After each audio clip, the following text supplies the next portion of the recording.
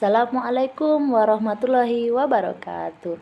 Apa kabar anak-anak bunda yang ada di rumah? Mudah-mudahan kalian semua selalu sehat dan baik-baik saja ya. Dan bunda berharap kalian semua tetap semangat mengikuti pembelajaran dari rumah. Nah, kita akan melanjutkan pembelajaran kita untuk hari Senin 11 Mei 2020. Tapi seperti biasa, sebelum kita memulai pembelajaran, marilah kita berdoa bersama-sama terlebih dahulu. Bismillahirrahmanirrahim. Rabbi jidani ilma warzuqni fahma wa amalan sholiha. Amin. Nah, sekarang kalian ambil buku kalian.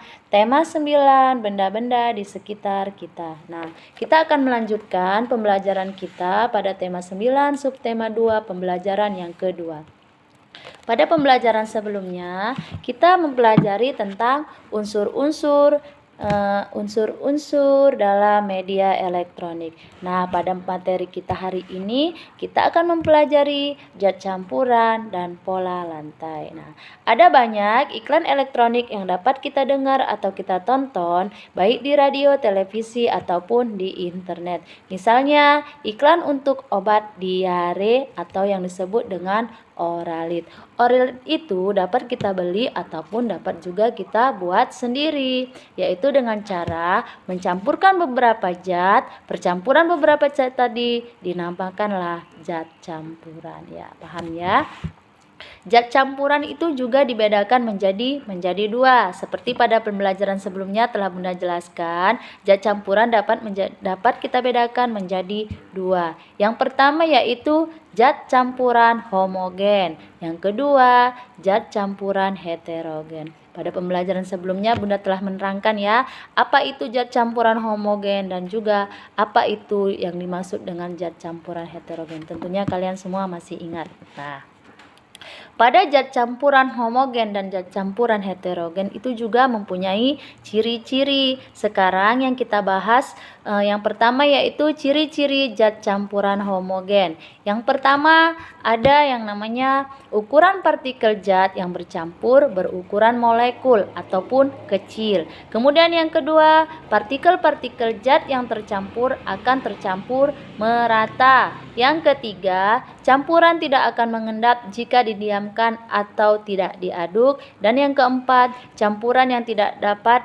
dikenali zat penyusunnya. Nah, campuran yang tidak dapat dikenali zat penyusunnya. Artinya apabila tercampur dia sudah menjadi berubah bentuk ya. Nah, contohnya yaitu contoh dari zat campuran homogen, misalnya larutan oralit. Pada larutan oralit itu terdiri dari beberapa zat, contohnya air, gula, dan garam.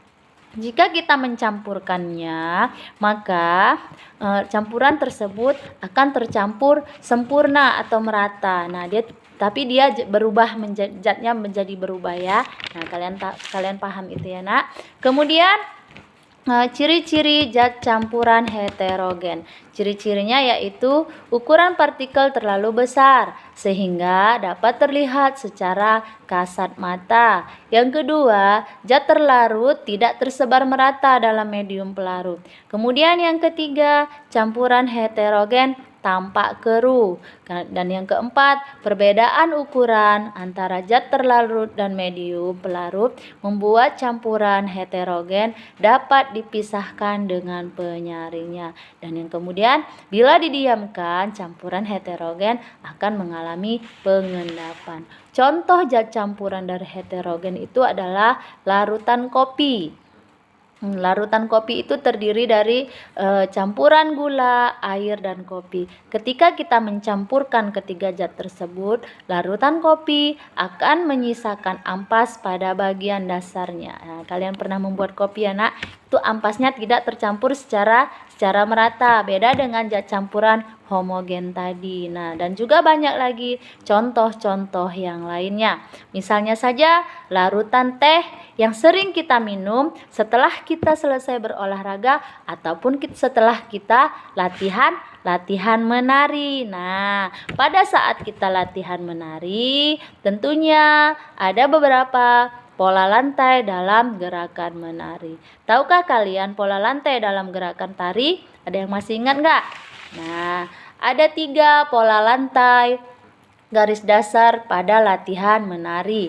Yang pertama, pola lantai vertikal ataupun lurus. Ciri-cirinya, penari membentuk garis lurus dari depan ke belakang ataupun sebaliknya dari belakang ke depan. Kemudian yang kedua, pola lantai diagonal. Ciri-ciri dari pola lantai diagonal tersebut adalah penari berbaris membentuk garis menyudut ke kanan ataupun ke kiri. Nah, seperti serong dari kanan atau ke kiri, dari kiri dan juga ke kanan. Dan yang ketiga, pola lantai melengkung. Ciri-ciri dari pola lantai melengkung itu adalah penari membentuk garis lingkaran. Nah, kalian paham ya, membentuk garis lingkaran, pola lantai lengkung ular, dan pola lantai angka 8. Nah, kalian paham semua ya nak? Setelah kalian paham dengan penjelasan Bunda, kalian kerjakan tugas-tugas yang ada di buku kalian.